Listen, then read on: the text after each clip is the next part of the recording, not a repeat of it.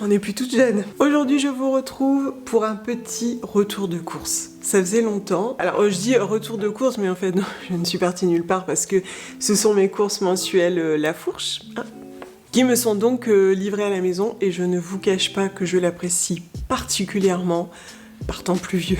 Je pense que vraiment, au cœur de l'hiver et de l'automne aussi, j'apprécie particulièrement qu'on me dépose mes petites commandes à la maison. Ça fait maintenant plusieurs années que je fais mes courses en ligne, mes courses bio. Pendant un certain temps, je vous l'avais dit, vous l'avez vu même, je commandais pas mal sur Casidomi. Et puis, j'étais passée sur La Fourche en me rendant compte que finalement, l'offre ne correspondait plus tout à fait à notre manière de consommer. Notamment lorsque mon fils a grandi et a commencé à déjà manger une part d'adulte et à avoir des envies, des préférences plus affirmées. Et finalement, j'ai évolué vers un site qui propose les mêmes références ou des références similaires à celles que je consommais déjà en boutique bio, mais moins cher. Et là, La Fourche, c'est le cas, puisqu'il y a pas mal de marques que je connais déjà, que je consomme chez eux, ou bien dans leur marque propre, à moindre coût, en sachant que quand j'étais à Amiens, j'allais chez Biocop, mais depuis que je suis à Lille, c'est un petit peu loin de la maison, du coup, je fréquente plutôt La Belle Vie. La Belle Vie est un petit peu onéreux, en tout cas, le mien, il est un petit peu onéreux. Alors, je m'en suis toujours rendu compte, mais je me disais que c'était une grande ville, etc. Finalement, voilà, maintenant, j'achète tout le sec sur La Fourche avec mon abonnement. Et le frais, j'y vais encore pour acheter genre du tofu, des yaourts de soja, des produits un petit peu particuliers en frais. Alors, donc j'ai commencé par reprendre des classiques comme des mouchoirs non blanchis au chlore, que je prends comme ça et en paquet. Ils sont en papier recyclé, donc ça nous va plutôt bien. Alors, en général, j'en profite pour en commander plusieurs, quitte à être livré. J'optimise au maximum la commande. D'ailleurs, je prends toujours la livraison zéro déchet, donc qui arrive en sac, VS le carton. Comme ça, j'ai moins de suremballage pour les produits fragiles. Ils ne sont pas suremballés, ils sont juste posés dans le sac. Et lorsque la personne revient me déposer ma commande suivante, je lui rends les sachets précédents qui repartent dans le circuit, etc. Alors, j'ai pris quoi d'autre? Ah oui, un peu incontournable, indispensable pour faire la cuisine, notamment les pâtisseries, c'est la purée d'amandes complète que je vous disais aussi mettre sur les pancakes, c'est tellement bon. C'est assez onéreux, donc j'en achète pas tous les mois. Et j'achète celle de la marque La Fourche qui est un petit peu plus abordable et que je trouve très bonne. Et ça fait partie de ces aliments en plus que je consomme aussi pour leur valeur nutritionnelle. Pour 100 grammes, on a 24 grammes de protéines par exemple. Donc ce sont des aliments que je consomme volontiers parce que j'en aime la saveur. C'est vraiment assez gourmand la purée d'amandes, mais aussi pour leur valeur nutritionnelle. Comme je vous le disais, j'ai des petits soucis de thyroïde, des soucis hormonaux aussi, du fait de l'âge, etc. Et puis j'ai un terrain inflammatoire du fait du syndrome de l'intestin irritable et de la maladie cœliaque. La naturopathe m'apprend à consommer certains aliments aussi pour leur valeur nutritionnelle, pour compenser tout ce qui est perdu par la membrane poreuse de mes intestins. Donc voilà, je fais aussi des choix raisonnables, même si là, clairement, j'adore tout simplement. J'ai repris un grand paquet de sucre de coco, donc ça c'est pareil, je pense que ça faisait bien 6 mois que j'en avais pas acheté, je remplis mon bocal. Souvent je mélange au sucre blanc, ça peut aussi m'être utile des fois pour faire des oignons rouges confits, je trouve ça bien meilleur avec un petit peu de sucre de coco. C'est un petit goût caramélisé qui apporte, je trouve, un petit côté plus gourmand aux préparations salées notamment. Ceci dit, par exemple, pour faire des cookies ou par exemple marbré, j'aime bien faire un mix des deux. Sucre blanc, sucre de coco, je trouve que ça en modifie vraiment la saveur. Et si je dois caraméliser ou par exemple saupoudrer du sucre sur une tarte aux pommes, j'utilise plutôt le sucre de coco. Là j'ai repris un paquet de 1 kg en vrac et j'ai pris du sucre blanc à côté. Ça c'est marrant, en volume pour 1 kg, ça fait une sacrée différence. Il est plus dense du coup. C'est marrant ça. Bon, bref, donc là c'est du sucre de canne, cristallisé non raffiné, un petit peu de Réapro. En vrac, j'ai pris Des coquillettes semi-complètes, aussi 1 kg. Elles cuisent très bien, elles se tiennent très bien, elles sont très bonnes. Mon mari et mon fils adorent évidemment, c'est pour eux puisqu'il y a du gluten. Et c'est pareil, voilà, je mets ça dans un gros pot en verre qui est dans la cuisine. Et pour moi, de ce fait, j'ai pris des torsades de sarrasin, donc celle de la marque La Fourche. J'aime bien, alors on sent clairement la saveur du sarrasin. Ce que j'aime en fait, c'est qu'elles cuisent vite, déjà en 3 minutes, elles se tiennent bien. Alors là, par exemple, il y a 2 jours, j'avais fait revenir un oignon avec des champignons roses, sel, poivre, un petit peu d'épices, des épinards frais. J'avais mis les torsades et un peu de crème de soja. Ça, c'est un peu mon repas de flemme du midi quand je suis toute seule et j'adore. Vraiment, j'adore. Le fait de manger des pâtes aussi, j'adore. Et ces pâtes-ci de sarrasin, moi, je les aime vraiment beaucoup. Et puis s'ils veulent des pâtes, voilà, au moins j'ai une alternative. Je les prends souvent pour partir en vacances, en week-end. Si on prend un Airbnb, qu'on est dans un mobil-home, c'est vraiment très très pratique pour moi. Je leur ai repris de la pâte à tartiner choco-noisette. C'est leur favorite, qui ne soit pas du Nutella. Comme je l'ai enlevé il y a quelques années, ils en ont testé plein et finalement c'est celle-ci qu'ils valident en termes de saveur, de texture, de gourmandise. C'est leur préféré et ça m'arrange bien. Évidemment. Alors je peux même pas vous dire c'est la Chandeleur parce que ça serait donc la Chandeleur toute l'année pour eux. Ils aiment beaucoup la pâte à tartiner. Bon après moi aussi j'ai de la pâte à tartiner. Il y a aussi cette version là sans lait qui est très très bonne. Moi aussi j'aime la pâte à tartiner. On va pas se mentir. Du lait d'amande intense. Alors c'est du lait sucré celui-ci, enfin une boisson végétale à l'amande mais version sucrée puisque là on a eau, amande, sucre de canne, farine de graines de caroube et je le trouve parfumé et gourmand, sans être pourtant écœurant, parce que des fois, sur les laits d'amande intenses, on a une saveur on a une saveur d'amande très marquée, mais là, c'est pas le cas. C'est surtout sucré, très agréable. Je trouve que ça apporte quelque chose de plus. Alors évidemment, le sucre, j'ai envie de te dire. Mais j'aime vraiment beaucoup celui-ci. D'ailleurs, dans les laits végétaux, je vous avais dit, il y a longtemps, il y a quelques années, en avoir testé un de je ne sais plus quelle marque. C'était un lait de noix tigrée et elle avait cette saveur, c'était sucré, naturellement sucré. Et il y a quand même des laits végétaux qui ont quelque chose de plus gourmand, de très agréable et selon les préparations, si par exemple c'est pas cuit, que vous mettez juste du lait comme ça, je trouve ça sympa d'avoir un lait un petit peu plus savoureux, un petit peu plus gourmand. Et celui-ci c'est le cas, moi je l'aime vraiment beaucoup. Alors j'ai pris ça, donc ça fait écho à ce que je vous disais sur mon accompagnement avec par la naturopathe. Elle m'a aussi pas mal informée, conseillée sur des aliments du quotidien qui auraient un intérêt sur mon profil inflammatoire. Et elle me parlait des jus lacto-fermentés. Donc sur ces conseils, j'ai essayé le jus de carotte de cette même marque. Je buvais tous les matins mon petit verre de jus de carotte, enfin tous les matins, je l'ai fait là genre pendant 5 jours. C'est un petit peu plus acidulé que du jus de carotte pur. C'est pas non plus un régal, on va pas se mentir. Ça n'est pas non plus mauvais pour autant. Il semblait quand même assez averti sur les nombreux bénéfices de ce genre de jus. C'est vrai qu'on en parle pas mal, mais bon.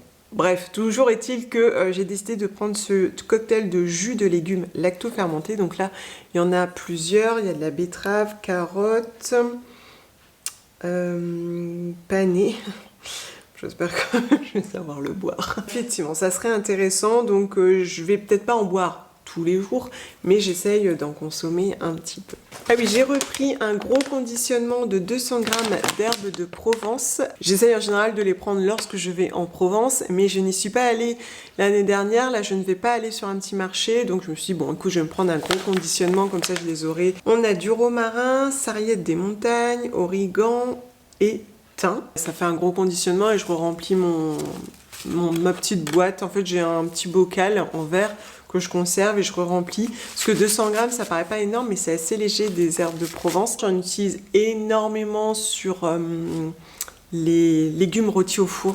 J'en soupe toujours un peu, des pommes de terre au four, des carottes rôties, tout ça. Tu mets toujours un petit peu d'herbes de Provence, c'est toujours la petite touche indispensable qui termine ta préparation. J'ai repris de la purée de pommes sans sucre ajouté, donc que nous appelons communément la compote. C'est un pot de 630 grammes, je la trouve assez onctueuse, j'aime bien sa saveur.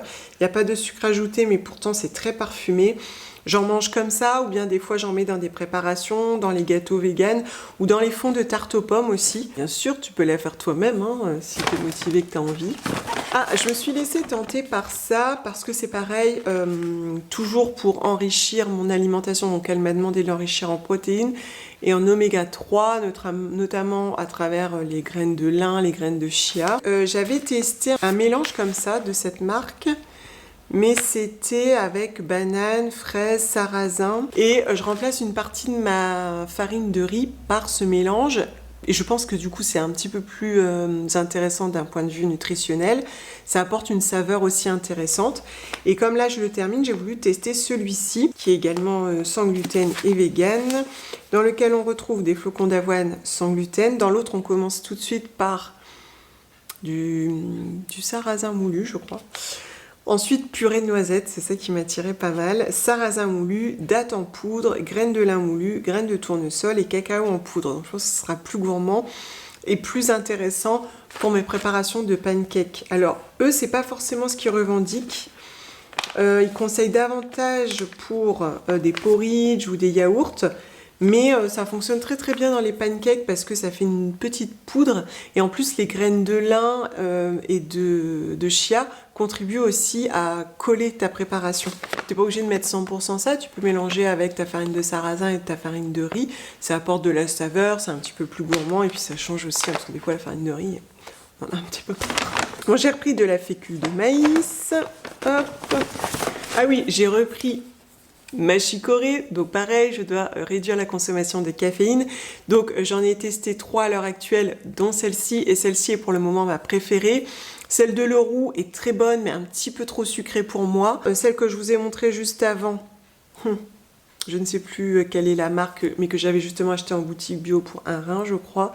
Je la trouve un petit peu trop amère. Je trouve que c'est le juste milieu. Elle est douce sans être trop amère. Son amertume est juste bien dosée. Je la trouve très agréable en saveur et bien équilibrée. Et d'ailleurs, je commence à m'habituer et à apprécier la chicorée. J'ai l'impression d'être une petite mamie qui boit sa chicorée. C'est un peu ça quand même. Bon.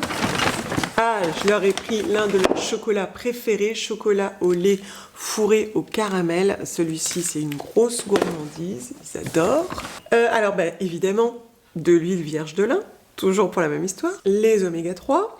Donc, celle-ci, elle est d'origine française. Ah, j'aime bien la bouteille. Elle est en verre ambré, mais pas trop arrondie, vous voyez, elle est assez anguleuse. Elle est belle.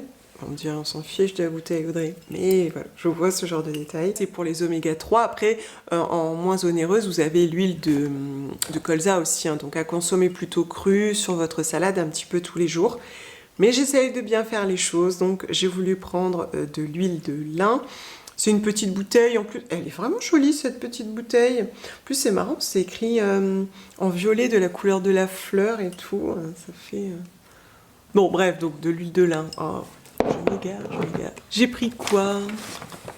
Ah oui, je me suis repris des artichauts grillés. Bon, ça c'est plus pour terminer une salade, sur une petite tarte. Vous pouvez mettre aussi sur les pizzas, c'est tellement bon sur les pizzas, surtout si vous pouvez en manger avec du blé. Oh, c'est tellement bon.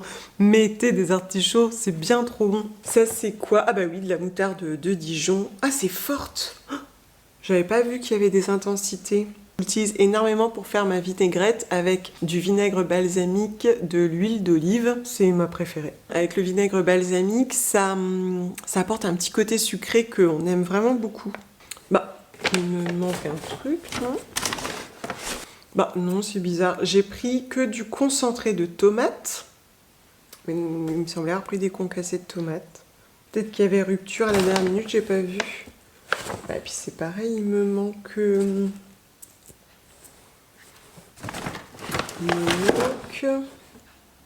des noix du Brésil. Je me demande si ma commande n'a pas été scindée. Bon, bref, j'ai voulu prendre ça parce que Je consomme majoritairement des concassés de tomates que vous voyez à peu près tout le temps dans mes recettes ou sur Insta, etc.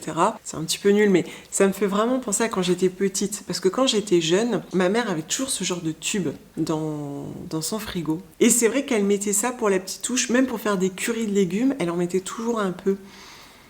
Et je sais pas, je l'ai vu, je me dis, oh tiens, pourquoi je cuisine pas avec ça, je sais pas. Alors que la saveur n'est pas la même qu'avec un concassé de tomate, vous voyez, où on sent quand même l'eau de la chair de la tomate. Là, un concentré, oui, bah c'est plus intense et plus concentré, Audrey, évidemment. C'est marrant, ça a un petit côté nostalgique.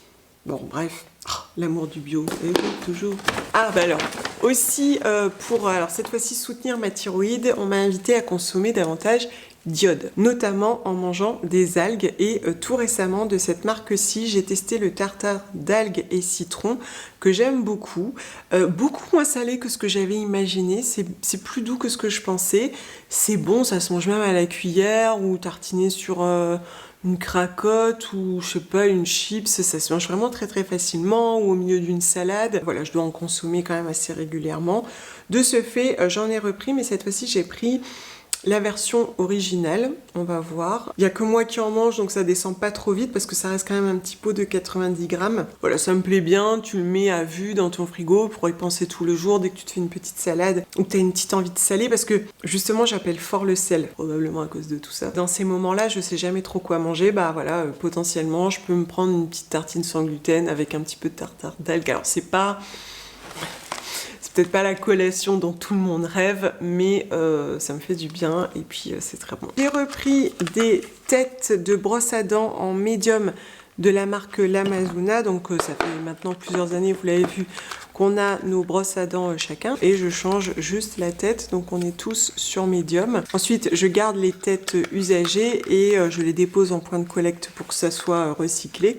Donc c'est vendu par 3 comme ça. Un savon, les Clémence et Vivien ont un petit peu augmenté. Donc désormais ils sont à 4 € en prix abonné chez La Fourche. Et des fois aussi j'achète en local quand je vais à la boutique de vrac. J'essaye aussi un petit peu d'encourager tout le monde. Le vainé quand même de Clémence et Vivien, c'est un petit peu un incontournable. Il sent bon, il est doux, il est très agréable. Il agresse pas la peau, il convient à mon fils. Et enfin, de la marque Endro dont je vous parlais il n'y a pas très longtemps, j'ai voulu tenter ce baume à lèvres. Je vous disais avoir découvert leur déodorant crème qui est très bien, très efficace. Ça m'a donné envie de tester un autre produit. Petit baume à lèvres aux fruits rouges qui est vegan sauf erreur de ma part. Oui, parce que c'est de la cire de carnauba. Et on commence avec du beurre de karité, ensuite huile de ricin. Alors c'est un fruit rouge un peu façon bonbon. Hein. Ah ouais. Mon fils veut bien aimer ça. Oui, c'est plutôt façon bonbon. Alors je m'attendais pas à cette odeur, mais voilà, c'est très agréable. C'est un peu plus funny que ce que je croyais, mais on en a pas mal. C'est quand même un gros pot de 15 ml. Et alors ces baumes là dans lesquels il faut tremper ses doigts, c'est pour la salle de bain. Je mets pas ça dans mon sac à main, je trouve pas ça très hygiénique. En espérant qu'il soit assez filmogène, parce que finalement, dans les baumes à lèvres comme ça, naturels, artisanaux, etc., finalement ce qui pêche souvent, c'est l'aspect filmogène. Et ça dépend en général de la cire utilisée et de la quantité de cire végétale utilisée. Donc je vous en reparlerai très vite. D'ailleurs dans la catégorie salle de bain, je commence à découvrir l'huile démaquillante de la marque La Fourche en marque propre et il se pourrait bien que ce soit un coup de cœur. Mais bon, je vous en reparle. Je me disais bien que cette commande manquait de chocolat, je trouvais ça des plus étranges et effectivement, une fois n'est pas coutume, je n'avais reçu que la moitié de ma commande.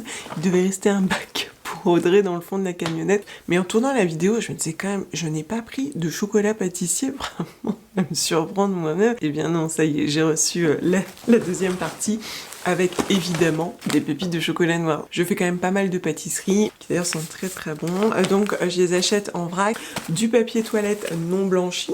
Heureusement qu'on a reçu cette deuxième partie, on en aurait besoin. Évidemment des cracottes sans gluten, toujours les mêmes de la marque Grillon d'Or. J'ai repris du soja cuisine. Alors ces petites briquettes là, j'en ai toujours à la maison. J'aime vraiment beaucoup. Je les utilise, je vous disais justement, pour faire des pâtes crémeuses aux champignons, c'est très bon.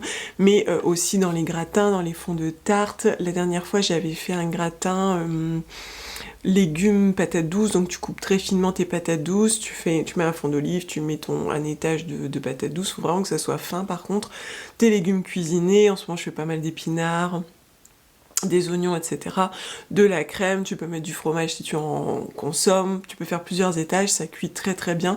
On peut le faire aussi avec de la courge butternut, c'est très très bon et c'est là que la crème de soja vient à la rescousse parce que ça apporte beaucoup de crémeux et ça va contribuer à la cuisson en apportant de l'eau tout simplement, de l'humidité. J'ai repris des éponges végétales, je n'utilise pas les éponges en tissu réutilisables qui sont vraiment très très bien, elles sont parfaites. De toute façon, bon, des éponges végétales comme ça on en trouve un petit peu partout, y compris en grande surface. Mais évidemment, je les prends ici. Ah oui, dans les fins de série, comment ils appellent ça, dans la catégorie anti-gaspi, j'ai pris du lait de coco nature. Donc c'est une petite brique. C'est pas une brique, c'est une petite conserve.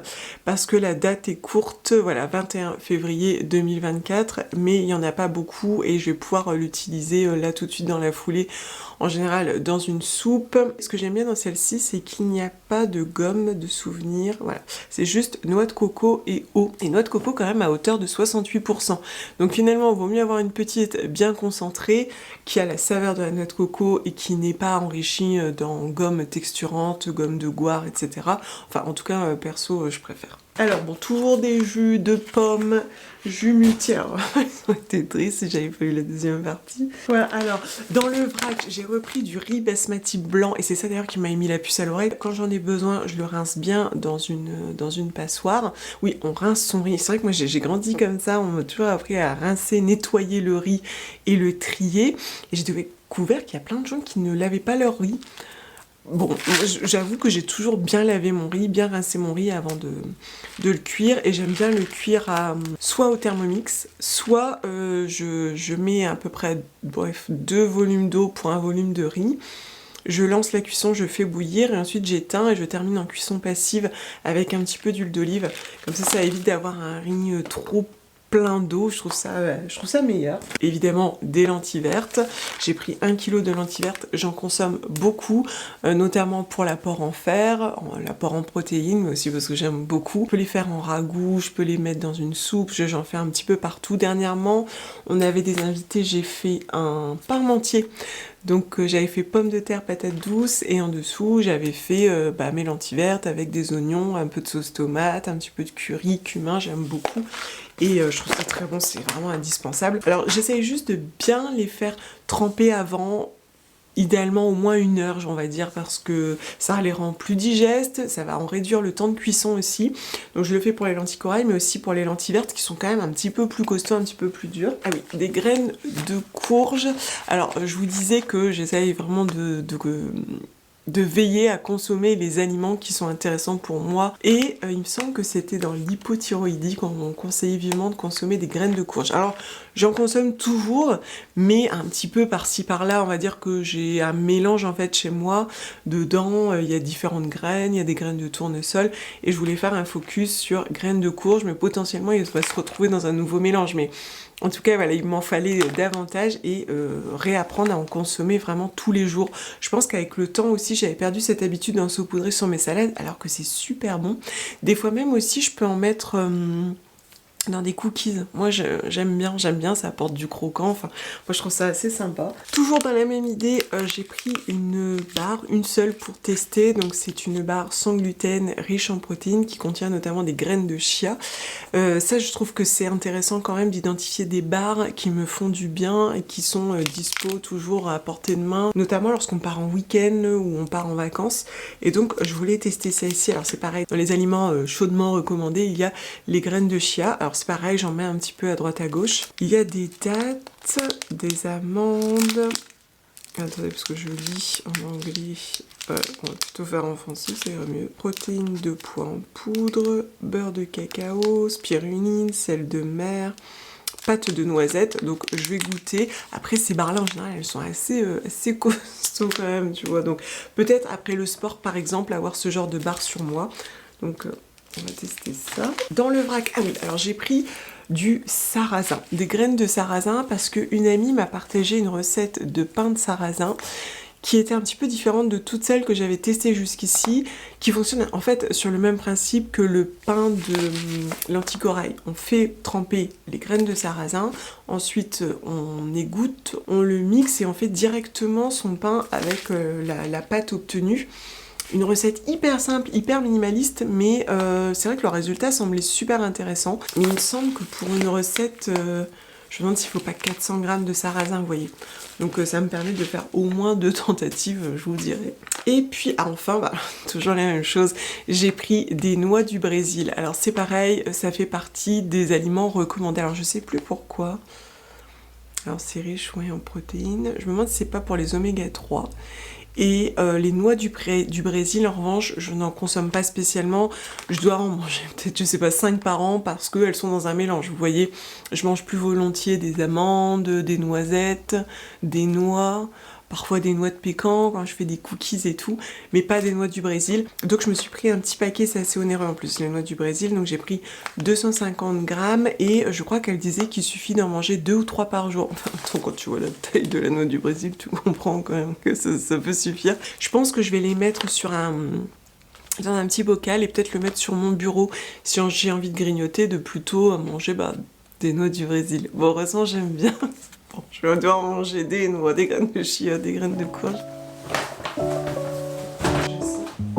J'ai pris des noix du Brésil. T'as déjà mangé ?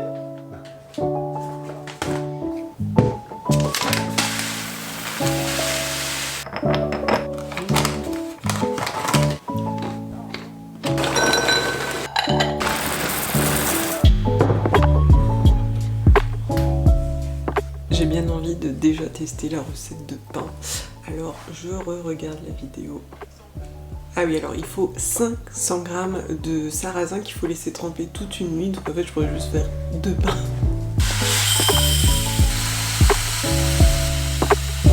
Ça fait vraiment beaucoup de sarrasin.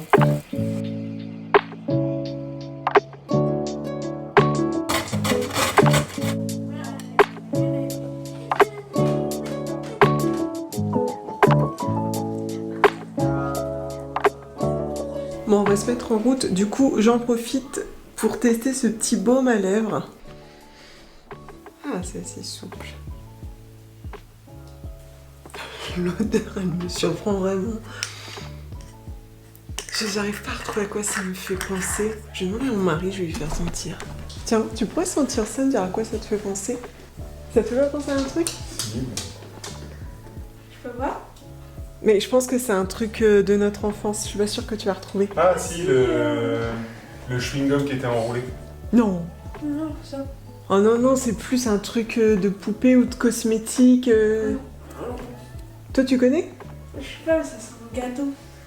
Le gâteau? Un bonbon. Ça sent pas le gâteau, ça sent le bonbon. Ouais, Ouais, ça sent le bonbon. Ça a un côté un peu agressif, je trouve. Ouais, d'accord. Bon, bah malheureusement, échec. Échec. Mon pain n'a pas du tout levé, j'ai une brique. Alors, de ce que j'ai lu dans les commentaires des personnes qui ont échoué comme moi, ce serait un problème de température ambiante. Il faut vraiment que ça lève naturellement dans une atmosphère chaude, ce que je n'avais pas. J'aurais peut-être dû me mettre près de la cheminée, mais là, en fait... Alors, je l'ai peut-être pas assez mixé aussi. Parce que malgré tout, ça a cuit. Bien cuit, mais ça n'a pas levé du tout. Mais pas du tout, quoi. Et c'est encore. En revanche, une bonne découverte, c'est ce baume à lèvres que j'ai testé donc pendant 2 jours consécutifs. Alors le pouvoir filmogène est quand même faible, mais je le trouve vraiment nourrissant. Déjà, il a une texture assez épaisse, probablement grâce au beurre de karité qui accroche bien les lèvres. Du coup, ça nourrit, répare bien, régénère bien. Je pense que c'est vraiment le baume idéal pour la nuit. Vous voyez, vous le mettez juste avant de dormir et ça, c'est parfait. Et en plus, c'est un baume qui finalement peut être un peu multi-usage. Tu peux mettre un petit peu sur tes mains, sur les plaques de sécheresse. Ça sert un peu à tout.